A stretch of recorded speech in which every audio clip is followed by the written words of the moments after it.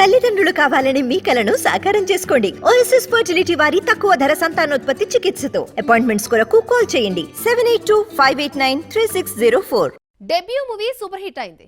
5 కోట్ల సినిమా 40 కోట్లు తీసుకొచ్చింది.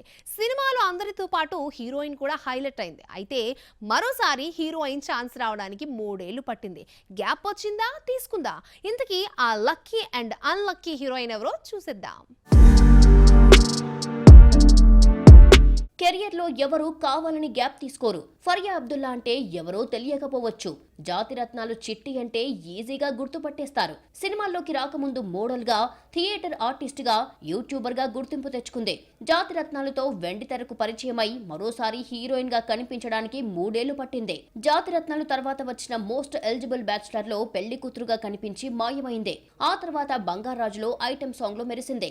రవితేజ రావణాసురలో లాయర్ గా పర్ఫార్మెన్స్ తో ఆకట్టుకున్నా సినిమా ఫ్లాప్ కావడంతో గుర్తింపు దక్కలేదు. ఎంత టాలెంట్ ఉన్నా ఆవగింజంత లక్ ఉండాలంటారు. హిట్ హీరోయిన్ కు 3 ఏళ్ల తర్వాత ఛాన్స్ వచ్చింది. ఆ ఒక్కటి అడక్కులో అల్లరి నరేష్ హీరోయిన్ గా కనిపిస్తోంది. ఫస్ట్ లిరికల్ సాంగ్ ను విడుదల చేశారు. జాతిరత్నాలు హిట్ అయిన రాని ఆఫర్స్ ఆ ఒక్కటి అడక్కు తర్వాత వస్తాయా, లేదంటే ఆ ఒక్కటి అడక్కు అంటూ లక్ దోబూచులాడుతుందో చూడాలి మరి.